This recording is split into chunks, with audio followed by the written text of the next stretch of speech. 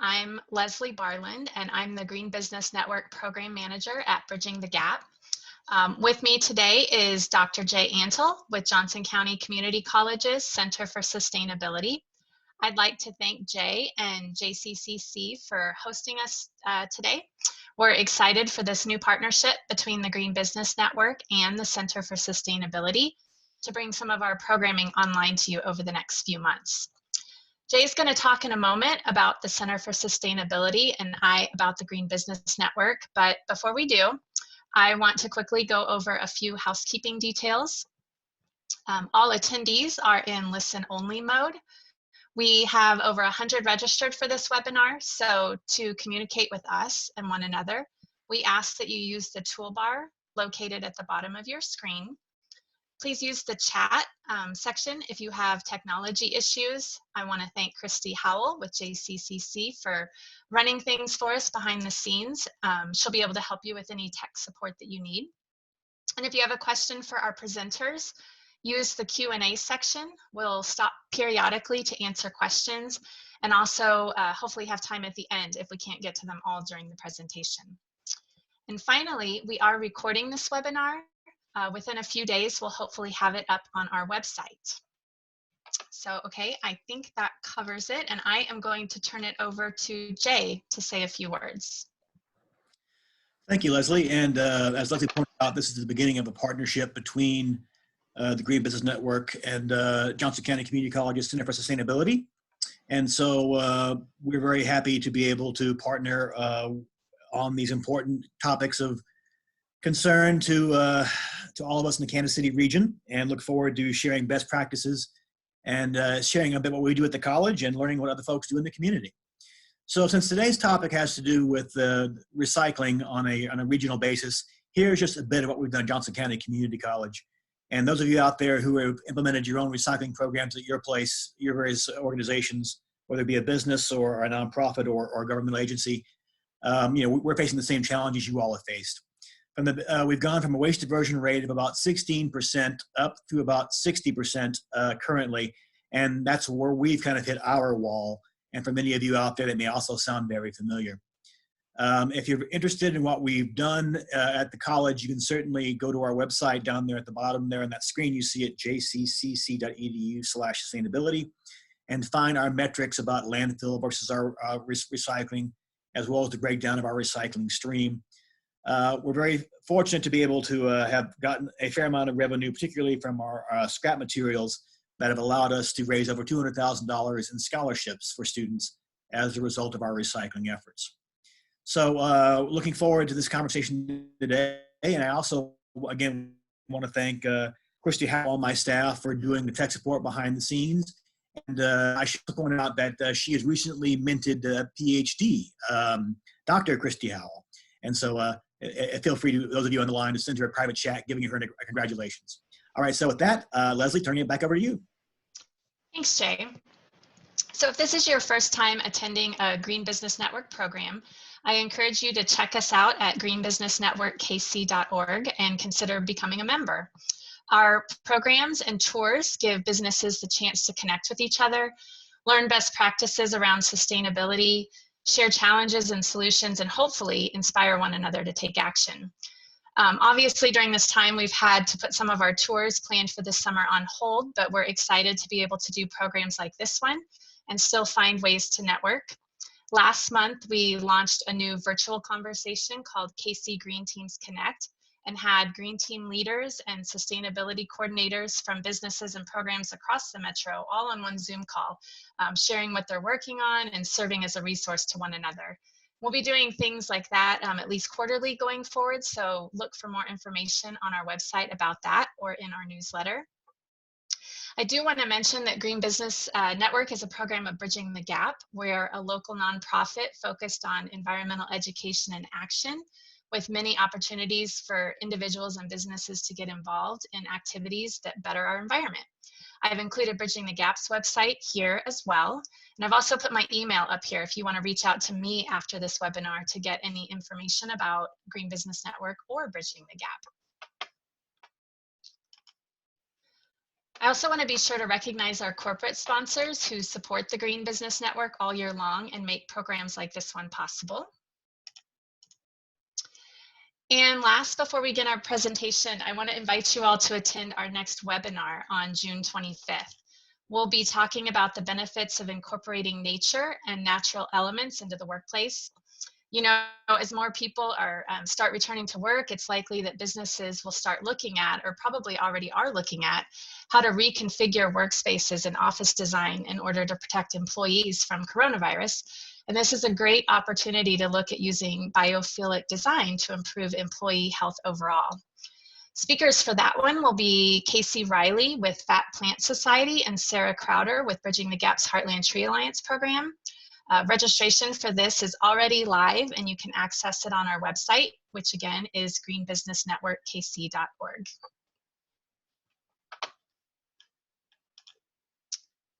So at this time, I want to welcome our guest speakers, Michelle Martin with Waste Management and Michael Shaw with the City of Kansas City, Missouri. Michelle is the plant manager for Waste Management's material recovery facility here locally, and Michael directs the solid waste division within KCMO's Neighborhood and Housing Services Department. I asked Michelle and Michael to present because questions about waste, specifically recycling, are probably the most common ones that we get from businesses.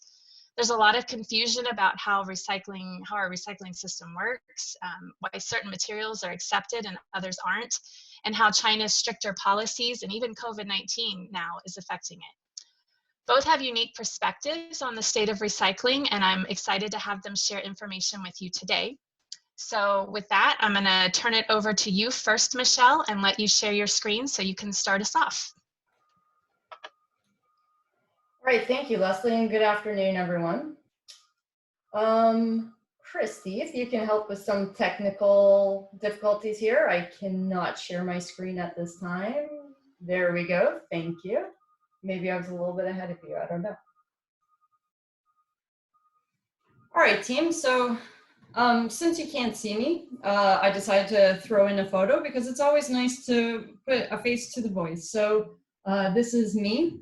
On the one side of the screen, this is happy, relaxed Michelle. And then on the other side of the screen, this is intense. I'm talking about contamination and recycling, the more passionate Michelle. So as Leslie said, I am a plant manager at the Waste Management Recycling Facility. And I've been a proud employee for over 20 years now. So been around a little bit. All right, so let's see what our journey is gonna bring us today. Here's our agenda.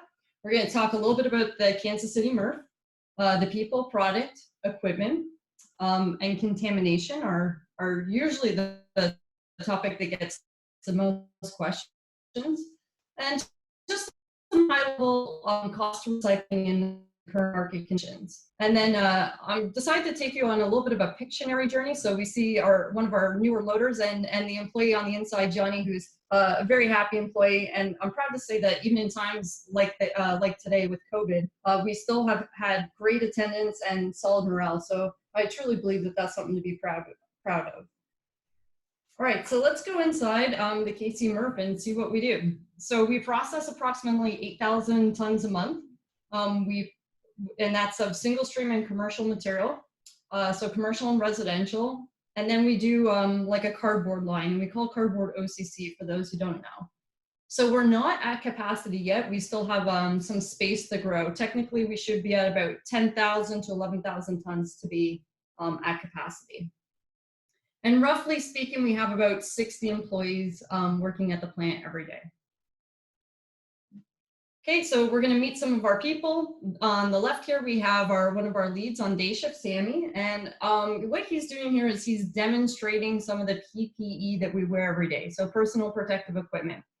So we see his gloves. These are really important. I alluded to the fact that we would talk about contamination, and these gloves specifically help with some of the contamination threats that we see.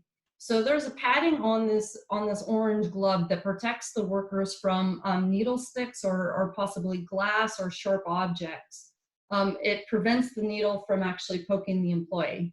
Same with these Hex Armor sleeves. These are They kind of look like cloth, but they're pretty thick and they're puncture resistant. So we want to make sure that our employees who are handling waste or recycling don't get hurt. Now, the one thing that's certainly different now, because these pictures were taken pre-COVID, is we do have some extra PPE that the people are wearing. So there's more spacing on the lines now. You don't see people this close. In some spaces, we put up plexiglass, kind of like you see at a grocery store. For the employee, we do see them wearing a face shield, like you would see the doctors and the nurses on TV, and then everybody's wearing a mask. So we are putting things in place to make sure that people are safe and they can come in and do their job without getting sick. So again, another thing that we're certainly proud of. So that's a look at some of our people, some of the product that we make. On the left, this would be what we would call the fiber line or the fiber products. You know, cardboard, newsprint, mixed paper, typical things that, you know, there's nothing here that's probably surprising. All your household goods, we're going to recycle. And for those that, you know, are at a commercial location, it's going to be the same type of stuff, just maybe it's a little bit bigger because you're at a workplace and not at home.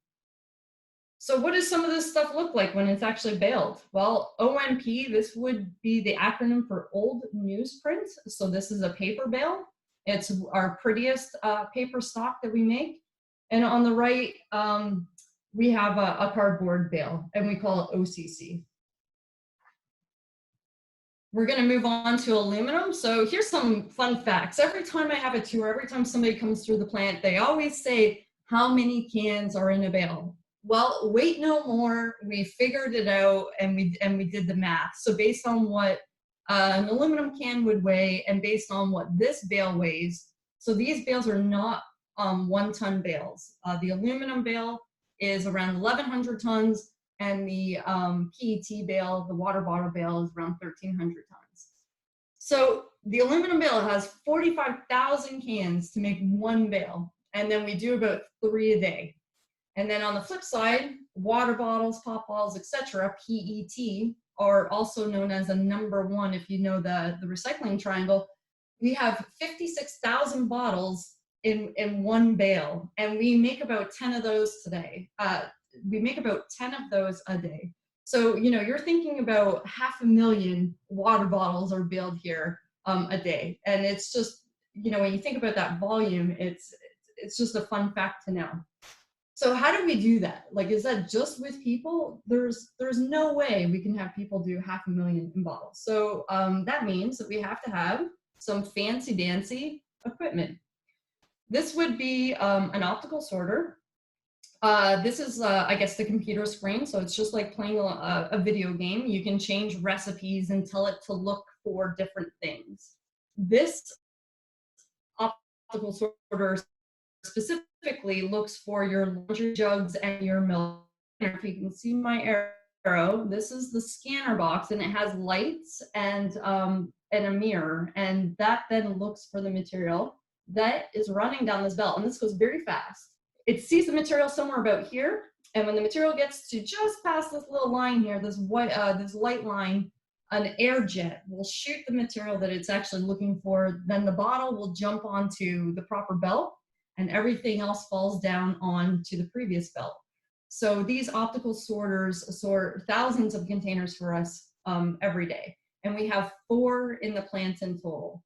And we also have roughly about 15 to 18 people on the line. So you can see that equipment cannot replace sorters completely, which is a good thing. So a few more pictures of some pieces of equipment that help us sort material. We have the magnet. And unfortunately, I had to give you pictures of this piece of equipment is in our plant, but I had to steal it from the OEM's website because where the equipment is, it's kind of dark and it's just hard to even make out what you're looking at. So for your viewing pleasure, I went to Google yesterday and grabbed this for us. Okay, so how the magnet works is the material runs down the belt this way. And this is a magnetic belly, and it attracts the coffee can or a soup can, and then it runs it down until the magnet runs out, and essentially it drops it into a bunker. Bunker gets full, we bale it. Now the eddy current separator does the same thing, but with a reverse magnet. And this would be for the pop cans, beer cans, anything aluminum. So the aluminum can runs down the belt and it hits this head pulley right here and it flings it over to the other belt. And then we know that we, roughly make, we roughly, I guess, throw over 150,000 aluminum cans in a day. So this is one of our hardest workers. So lastly, one of the last pieces of equipment I want to show you is a baler. So this baler is about a year old, so it's just a nice young puppy, and it makes beautiful paper bales. And we have 4 balers in our plant. They all bale different products, and there's some redundancy. So if we do have a mechanical failure, if we do have to do some preventive maintenance, we're able to flip over and process material on a different line, which is good. Okay, so this one that I'm showing you is just the paper baler, and roughly what one of these projects will cost from start to finish for a baler is about $500,000. So some of the equipment that I'm showing you is not cheap at all. It's an expensive business to be in, but the thing that we like about new equipment is it captures more. And that, as a community, that's what we want. If we're going to send something to recycling, we want it to be recycled. So the better and the more efficient, people or equipment are, the more we're going to get out of the materials that come through the plant. So for those who are, residents of the KCMO area, this is a proud fact something I'm proud of, is that Waste Management, since acquiring this MERP in March of 2016, has invested $10 million in upgrades at this plant specifically, which I think, just shows that we're, here to stay and definitely provide jobs, which is great. Okay, so at this time, I've quickly covered just the MERP, quickly what we do, how many tons we process, a little bit on our people, how many people work here, the products we make, and the equipment that we have. So at this time, Leslie, I just want to pause real quick and ask if there's any questions before I move on to contamination. At this time, I don't see any questions, so I think you're good to continue. Perfect, I love it. Okay, so then let's talk about contamination, because the world of recycling can get, a little tricky. Depending on where you live, you might be able to recycle one thing and, maybe not another thing. And then what is contamination? What is that? Contamination in the MERP world is what we consider to be anything that we can't recycle. And we say that we can only recycle items that have a buyer. So for example, you've heard me talk about the milk jugs. At the MERP, we're gonna say, hey, that's a recyclable product because we have an end market for it.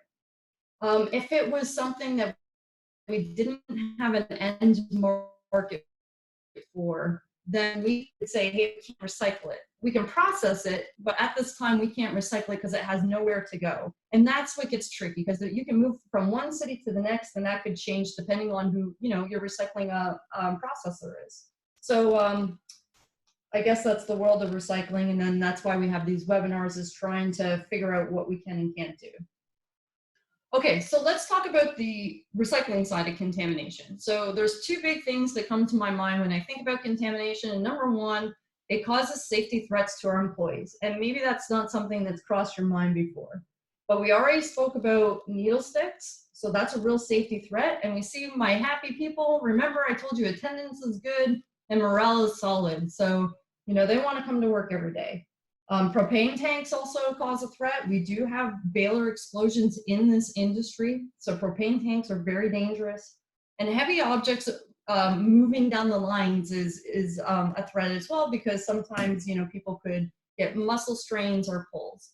And, just think of these people as, some of them could be your neighbor, some of them could be your aunt, your brother. These are everyday people that we have in our communities. So we want to make sure that we keep them safe and be sure to recycle what is actually recyclable.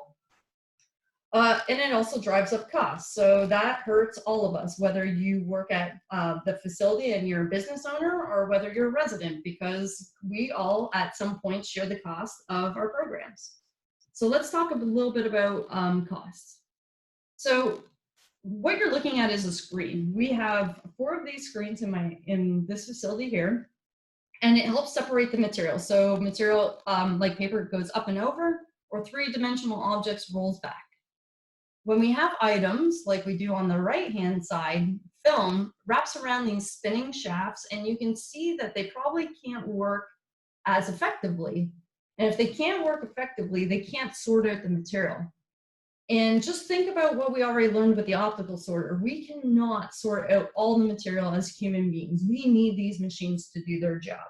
So if they don't do their job, then we have materials going the wrong way and getting into other things, creating contamination. So it's cross-contamination. So I'm a big foodie, love food. So the analogy I'm going to give you obviously has to do with food. So what we have here, for those who don't know, is a delicious looking Big Mac. You can see the secret sauce and everything. So imagine you're going through a drive-through at McDonald's. No, I don't work for McDonald's and I'm not sponsored by McDonald's. But you're going through the drive-through and you ask for a Big Mac. This is what you're expecting to get. And imagine for some reason the fryer was dirty or somebody got something in something and you got that. That's what our people get if we don't have good working equipment, clean equipment, etc. All right, hopefully that was a little bit of humor and some contamination, recycling. Let's go back for a second.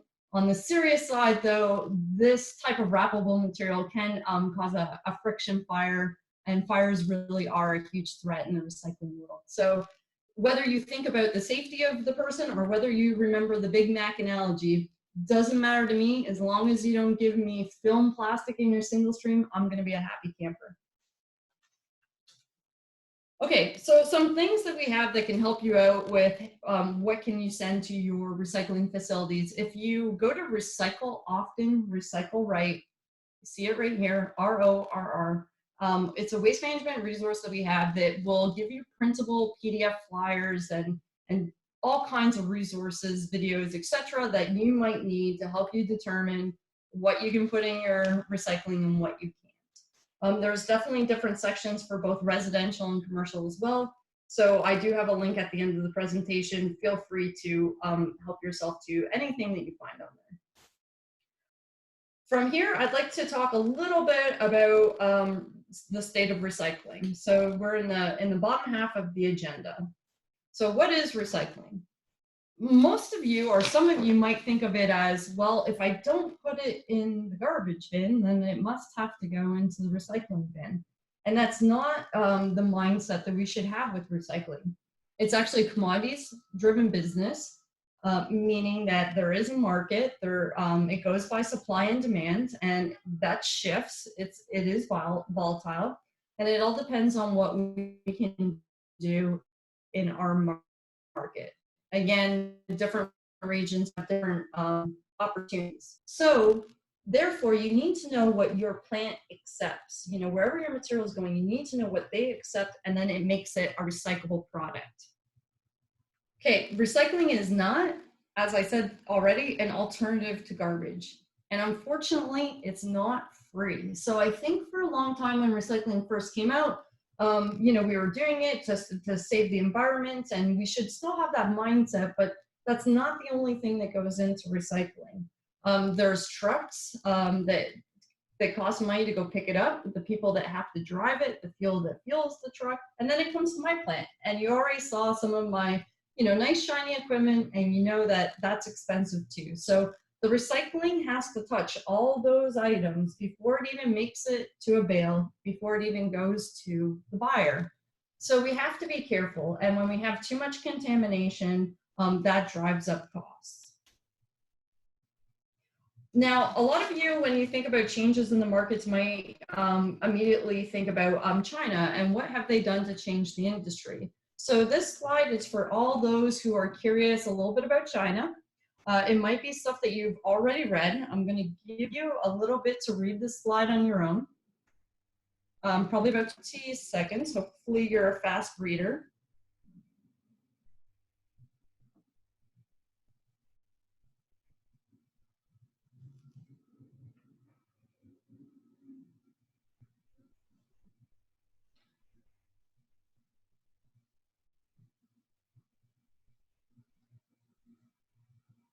Okay, so sorry, 20 seconds is really long when you're the person who's waiting and not doing the reading. But the synopsis of the slide is that with China's changes, because they bought so much of the paper products from the U.S., with China's changes, it did increase for us here. It just pushed quality standards, and that's not necessarily a bad thing, right? So, but it made it so that we had to make a cleaner, better product. So when you make a cleaner, better product, you have to invest more money. So whether it's equipment or whether it's people, it doesn't matter. But the increase in quality standards drove up costs because it then pushed more material to the domestic mills within the US. Then that meant that they got to be pickier and they got to pay less and get a better product. So it lowered pricing and it upped quality. So that's our new normal now. And honestly, there's a lot more mills that have opened in the US. We are not China dependent, but it did change the overall approach in the industry. So with that, when you think, well, if it's so expensive, then why do I do it at all, right? Why not just throw it in the garbage? And unfortunately, it might be a cheaper, thing to do by throwing it in the garbage. But here's the reasons why I recycle, me personally. So something that we've heard right from the beginning is we want to, save the world and save the environment. The real sentence is recycling conserves resources by creating a secondary feedstock. And aside from the morale of my people and the cool equipment that I get to work with every day, recently one of the things I'm super proud of is that with COVID-19, we are a business that provides feedstock to those paper mills. So when you can't, buy toilet paper because everybody wants it, people are saying to the essential workers at my plant, we need your paper bales. We need this so we can make product. So we help make the world go round, and we can do it safely without people getting sick. So that's one of the, the reasons why we recycle is to give back. And for those who, where I really didn't touch on enough are, okay, well, how do I make programs work at my work? Here's the link, Recycle Often, Recycle Right.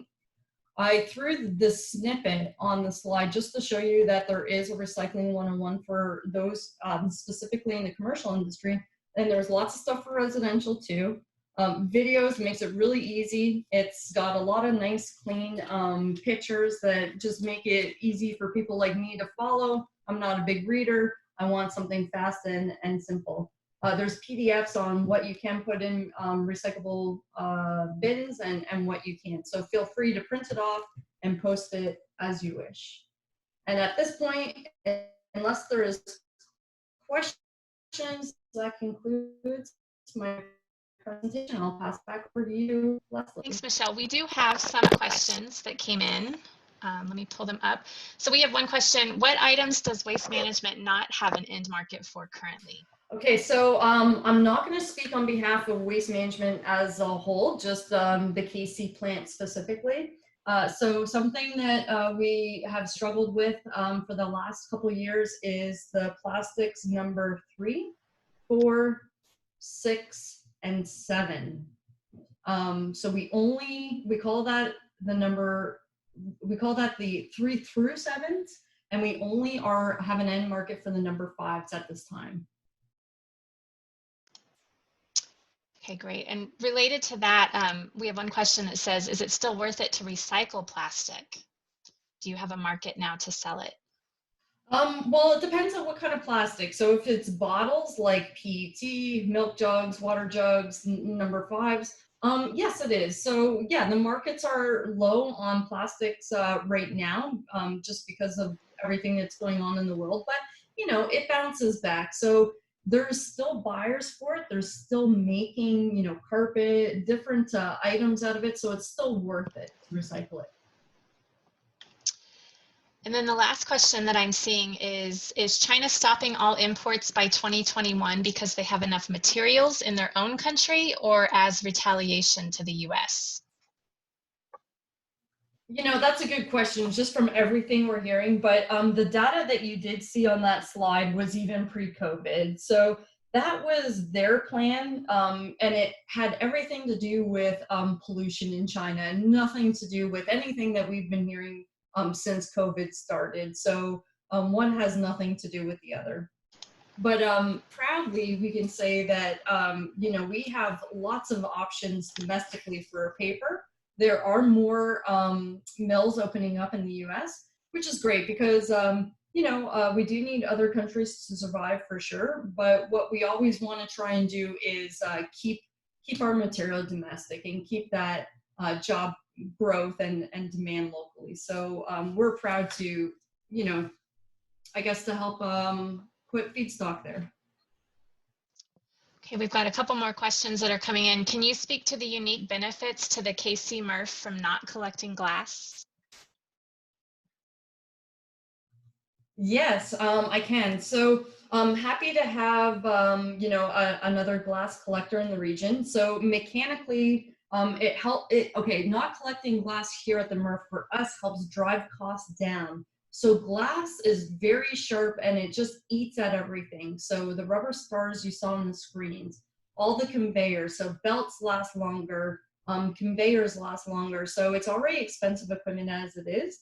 And from a mechanical standpoint, it's far more advantageous as a plant not to have glass. Also for contamination, glass breaks up, it gets pretty small, and it gets in everything. It's like dog hair, you know, there's nothing you can do. You can trap your dog to, you know, one floor and it's gonna go through the vents and get in everything. That's what glass is like at a recycling plant. Okay, thank you. Another question, should we keep caps on bottles or separate them? Yeah, I love that question. You can keep caps on bottles. It's okay. And you don't have to use like one of those baby bottle scrubbers either. So generally speaking, you know, just make a good effort to have your bottles clean and empty. They do not have to go through the dishwasher, and you can put caps on the water bottles. The people that buy it are knowing that it's a post-consumer product. They're expecting that. It's totally fine. Awesome. That always Next question. Sorry, go Sorry, ahead. that always seems to be like the debate of the neighbors. You didn't take your caps off. No, yes, I don't have to. So you can say you heard it from me. Great. Many places that used to accept light bulbs and plastic bags for separate recycling are no longer accepting these items right now due to COVID. Do you have any suggestions on what we can do with those in the meantime? You know, aside from obviously storing it until those programs come back, at this time I don't. I would just encourage you to look locally at some of the programs that they have locally, but that's not something that we process here. So unfortunately, COVID is you know, causing everybody a little bit of inconvenience. And then the last question I see here is, what's the deal with cardboard milk containers? She's heard a lot of conflicting info on whether or not those are recyclable. Okay, so we're talking about like the milk cartons, right? Like the orange juice cartons. Okay, yes. I think so. So right now, actually, so I mentioned the 3 through 7s. We do not have an end market for the cartons, so that's not something we recycle at this time. I think the last time we were able to ship a load was in 2016. But again, it's just a volatile market because every now and then you get a private company that pops up and they're able to use it and recycle it. So then, you know, somebody maybe 2 hours from here may be able to recycle it because they have a buyer. So we do not at this time, though. Awesome. That looks like all of the questions that I see at this time. So thank you very much, Michelle. While Michael is getting ready and queuing up, I want to take a minute to mention that Bridging the Gap offers a free waste consultation service for businesses that are interested in reducing the amount of waste that they send to the landfill. Cecilia Wilborn is our business recycling program manager, and she can offer guidance as well as custom signage and bins to help you start or enhance a program. This program is funded through Mid-America Regional Council's Solid Waste Management District and allows her to work with Missouri businesses in the 5-county area surrounding Kansas City. I'll put her contact information in the chat section if you're interested in reaching out to her. If you are a business on the Kansas side in Johnson County, they have a similar program, and I'll include that contact info as well. And of course, I wanted to mention recyclespot.org, managed by Mark. It's a great comprehensive resource for both businesses and individuals looking for ways to, properly recycle or donate items for reuse. Okay, I'd like to introduce Michael Shaw as our next presenter. As I mentioned before, Michael oversees the Solid Waste Division for the City of Kansas City, Missouri. Michael, if you're ready, I'll turn it over to you.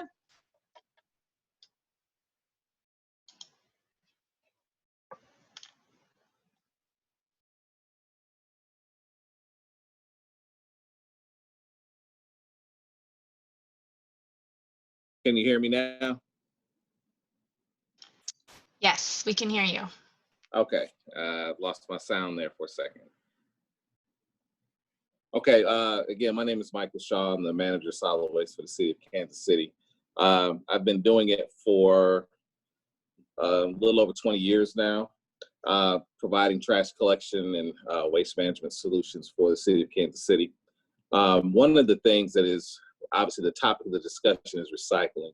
Of course, everyone knows that Kansas City went to curbside recycling back in 2004, and we have a pay-as-you-throw system here in Kansas City, essentially suggesting that, you allow 2 bags of trash at the curb, and every bag thereafter costs $2.50. And we want to encourage recycling. So now here, fast forward 16 years later, here in 2020, obviously there's some challenges with recycling, and I think Michelle did a great job of talking about some of the things that are going on at the MERP, if you will, and then the challenges that the MERP is having obviously extends out to the curb and to the collection. And so how do we handle that as a municipality who provides the services not only to our residents, but encourages our local businesses to recycle and so forth. So with that, we'll talk a little bit about recycling in Kansas City. So let's get some perspective on the trash collection. Before I use a simple chart, and it's talking about trash versus recycling. Currently, as we look at the data that I'm gonna provide you is what Kansas City residents provide, do at the curb. This doesn't include businesses in Kansas City. As you can see, currently we collect about 34,000 tons of recycled material, as well as about 89,000 tons of trash. When we look at that and we cost it out, one of the things that we've seen, and Michelle kind of talked about the impact of, but she didn't really go deep into the impacts, but what did China Sword do? Obviously, the cost of recycling has significantly increased. And so you see a lot of communities now having to deal with the increased cost of collection. Obviously, the largest part of it is due to the increased cost of processing and lack of markets to move the material out. In years past, we would receive some revenue for our materials. Now the revenues aren't as good as they used to be. Matter of fact, they never did cover costs. But to give you a sense of what that means, the city spends roughly about $125 to $150 a ton to collect trash, whereas for recycling this year is projected to be about $450 to $500 a ton to collect trash, to collect recycling. So what do we provide? We provide weekly collection. Obviously, we provide unlimited single stream recycling. The city has recycling bins that we have out to the curb, some additional, you can use any kind of additional bin thereafter. We always want you to use one bin that says the Kansas City logo so we know it's intended for us, because there are commodities and there are a lot of individual haulers out there nowadays who do provide various types of curbside recycling services, from organics to glass to regular materials as well. We also have drop-off locations. We have 3 different drop-off locations. They're all managed by Bridging the Gap. We have one in South Kansas City off of Red Bridge and 71 Highway. We also have our Center City location, which is at Doremus. and we have one up north, which is currently at Pleasant Valley Park. We have a little more comprehensive services there because you can't take glass there at those drop-offs, whereas we don't take glass curbside. When we talk about weekly recycling, and we talk about, we place things out to the curb the same day as trash. If you have anything that's extra, any kind of extra recycling, you can place them in a box or paper bags, or you can use a plastic tub that, any kind of storage box or something like that out there with your bin. But when we talk about doing recycling, I think it's more important that we talk about what not to do to make. We talk about the cost, how we can drive down these costs and actually help at the MERP and help at the curb. When you put out your food containers, make sure you clean those out. We want to reduce contamination as much as possible, because the least amount of contamination is, the easier it is to process, easier it is to collect, and we can really reduce the cost. Things not to do not to put in those recycling bins. Obviously, motor oil bottles and other automotive bottle parts. Please don't put that in there. Household hazardous waste. You'd be surprised. Well, I guess Michelle wouldn't be surprised at the things she sees in her facility, but we see it all at the curb. Styrofoam products, currently we don't collect those curbside. Paper towels, tissues, or napkins, generally don't put those in the paper, don't put those in your recycling bin, throw those in the trash. And Michelle really touched on plastic bags. We really, really, really don't want to use or put plastic bags into the recycling bin. So people have a habit of throwing their recyclings into a grocery sack and then taking that grocery sack, placing in his bin or at the curb. It's Michael, really I'm about— going to interrupt you for just a second. Your slides are not showing up fully on the screen, so Christy's going to switch over real quick to your Okay. slides. And yep, she's already there, so go ahead. All right. Let's see. Or hang on just a second. Okay. Sorry about that. No worries.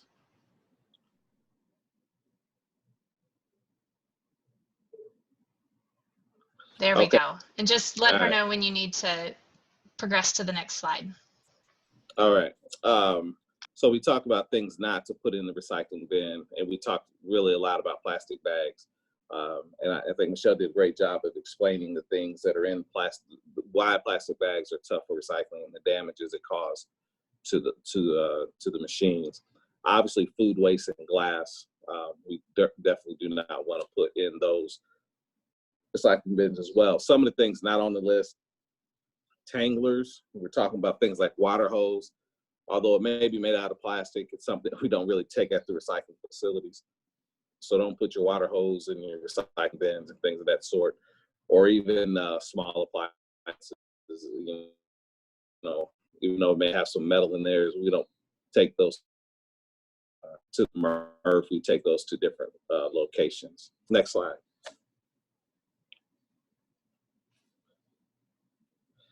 But we talked about the things we can't do. Let's talk about the things that we can do. Here's a list of all the things. I'm not going to read everything to you, but certainly what I do want to encourage is for you to contact, go to recyclespot.org. And I think recyclespot.org is sort of, it's something that's ran by the Solid Waste Management District. Matt Riggs, or Eco Elvis there, he keeps that list up to date of places where you can take things that can be recycled, and then also going to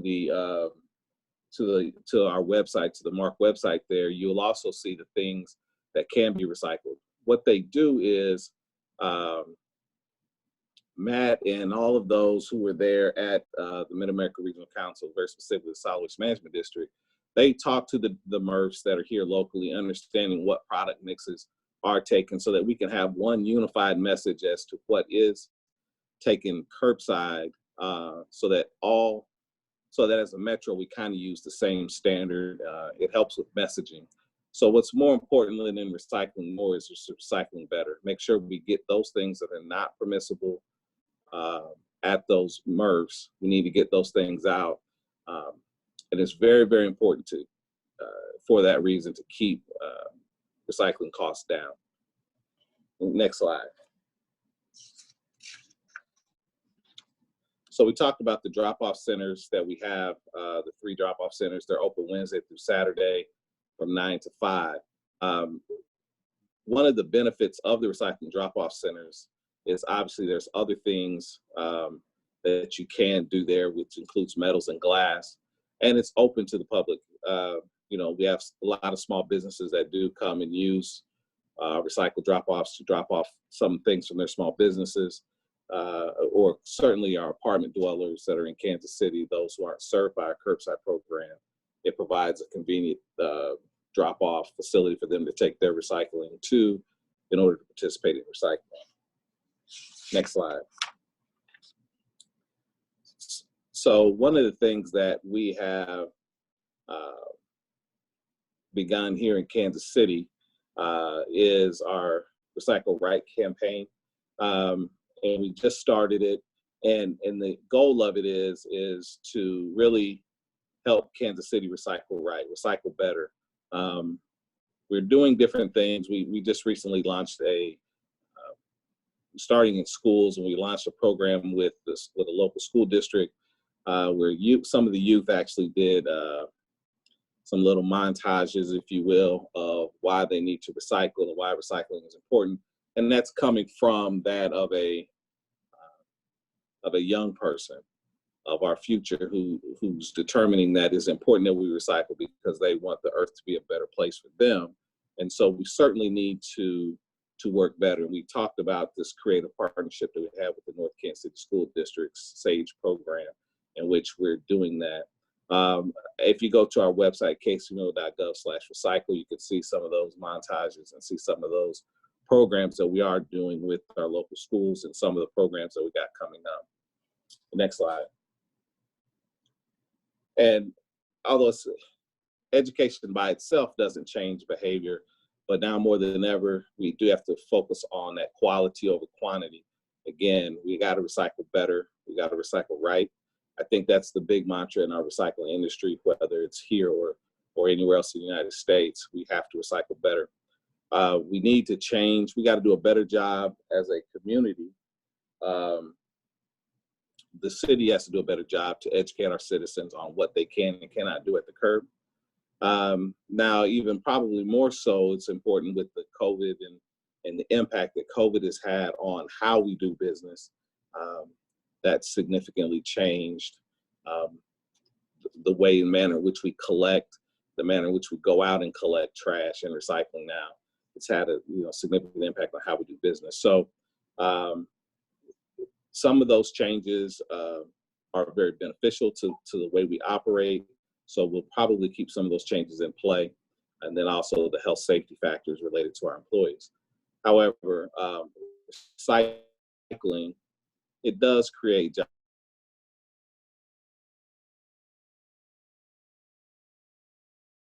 Natural resources. And, I'm always one to say, good planets are hard to find. So we do have to protect the natural resources that we do have and be good stewards of our environment in order to be able to pass these and pass this world down to the next generation, And so as far as recycling is concerned, obviously we believe that it's very important. It's an important fabric of our community.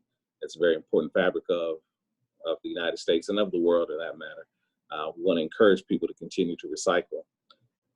For those that are Kansas City, Missouri, we do have an 80% by 2020 goal. We fell short of glory on that goal to get to 80% diversion, but we still are recycling. We're far short of that. We have some things that we need to do to get there, but cost is going to be a factor in terms of us really truly getting there. But having said all that, I'll be glad to answer any questions. I see there's a bunch of questions that's kind of come up, but I'll be glad to answer those. Thanks, Michael. I'm looking here at the questions.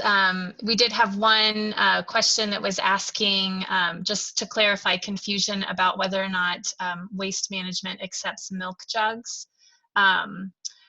And Michelle answered it saying that milk jugs are acceptable, but I believe it's the milk cartons that are not, like the cardboard cartons. Is that correct, That's Michelle? correct. Okay, Michael.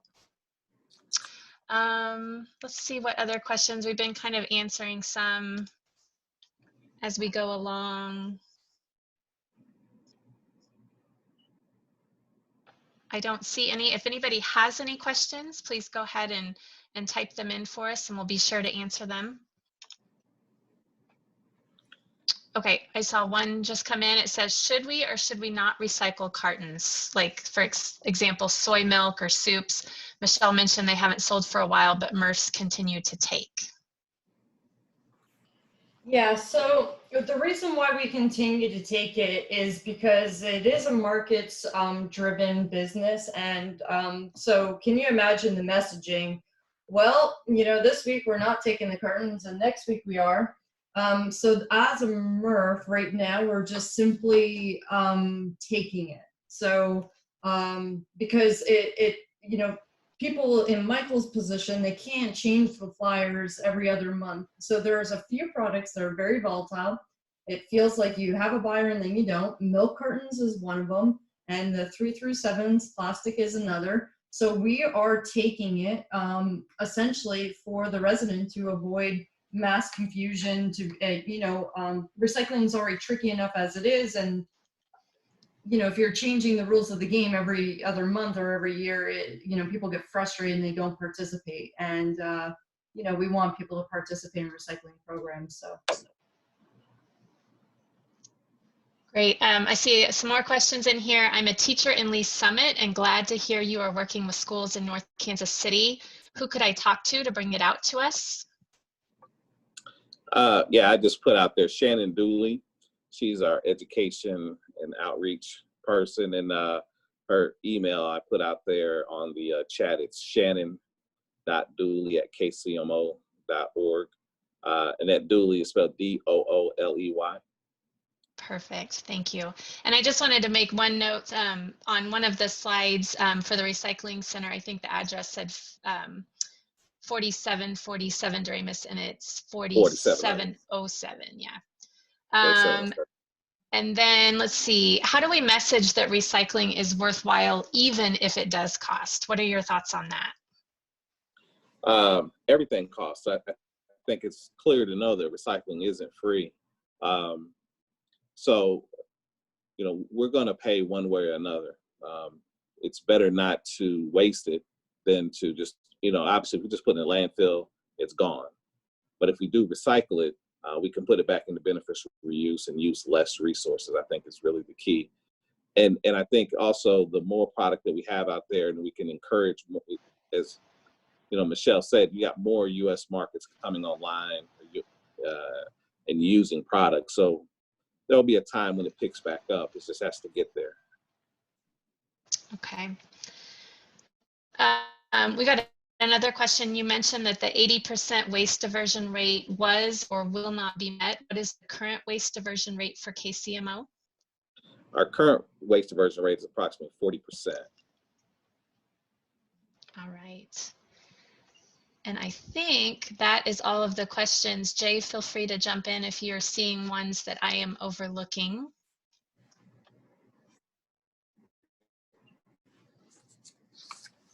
Nope, I think that's good. All right. Well, I will, while I wrap up here, I'll continue to watch just to see if any other questions are coming in, but I want to thank all of you for joining us today. I hope that you learned something new and useful, and please don't hesitate to reach out to the Green Business Network if we can help you on your workplace sustainability goals. Just a reminder, you can reach me at leslie@bridgingthegap.org, and I hope that you'll return for our next webinar on June 25th. Remember that you can sign up for that now at greenbusinessnetworkkc.org. And I think that's it. I haven't seen any more questions in. So we'll end today's session, and I wish you all a wonderful rest of the day. Thank you for joining. Thank you.